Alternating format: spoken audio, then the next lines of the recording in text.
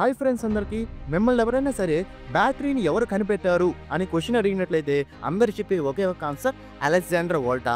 ఈయన ఒక Italian scientist. ఈయన 80sలో వచ్చేసి బ్యాటరీని తయారు చేశాడని అందరు చెప్తారు. కానీ మీకు ఈ విషయం తెలుసా? రామాయణానికి సంబంధించిన ఒక ఋషి ఆయన రాసిన ఒక బుక్లో బ్యాటరీ ఎలా పనిచేస్తుంది, బ్యాటరీని ఎలా తయారు చేయాలి అనే విషయాన్ని అయితే రాశాడు. ఆయనే అగస్త్య మహర్షి అనమాట. ఈయన రాముడి యొక్క కులగురు అయిన వశిష్ఠ మహర్షి యొక్క అన్నగారు అనమాట. ఈయన సప్త ఋషుల్లో ఒకడు అనమాట. ఈయన వచ్చేసి ఆయన రాసిన అగస్త్య సహిత అనే బుక్లో బ్యాటరీ ఎలా వర్క్ అవుతుంది, బ్యాటరీని ఎలా తయారు చేయాలనే విషయాన్ని రాశారు. బ్యాటరీని ఎలా తయారు చేయాలో రాశాడు అనమాట. చెప్తాను వినండి. ఒక మట్టి కొండను తీసుకొని దాని అడుగు భాగాన చేసి కాపర్ ప్లేట్ని పెట్టాలన్నమాట. దాని తర్వాత ఆ మట్టి కుండని కాపర్ సల్ఫేట్ యొక్క సొల్యూషన్తో నింపాలి. దాని తర్వాత ఒక జింక్ రాడ్ని అయితే పెట్టాలి. ఇక్కడ జింక్ రాడ్ అనేది యానాల్లాగా యాక్ట్ అవుద్ది. ఈ కాపర్ ప్లేట్ బాటంలో ఉన్న కాపర్ ప్లేట్ వచ్చేసి క్యాథోడ్ లాగా యాక్ట్ అవుద్ది.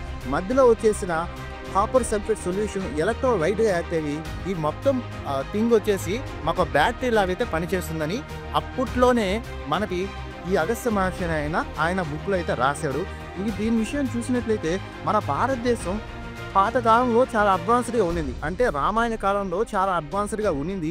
అవన్నీ మనం తెలుసుకున్నట్లయితే ఇంకా ముందుకు ఎదగడానికి అవకాశం ఉంటుంది అనమాట. ఈ విషయాలన్నీ మనకు తెలియక ఈ బ్యాటరీ ఎవరు తయారు చేస్తారు, ఇలాంటి విషయాలన్నీ కొన్ని వెస్ట్రన్ కంట్రీకి సంబంధించిన సైంటిస్టులే తయారు చేశారని స్టిల్ నమ్ముతున్నాం. నేను కూడా ఈ విషయాన్ని రీసెంట్గా తెలుసుకుంటాను. అగస్త్య మహర్షి రాసిన అగస్త్య సహితలో ఈ విధంగా మెన్షన్ చేస్తుందని. మీకు ఈ విషయం కొత్తగా తెలిసినట్లయితే దయచేసి మన ఛానల్ సబ్స్క్రైబ్ చేసుకుని వీడియోకి లైక్ చేయండి. మీ అభిప్రాయాన్ని కామెంట్లో తెలపండి. Thank you.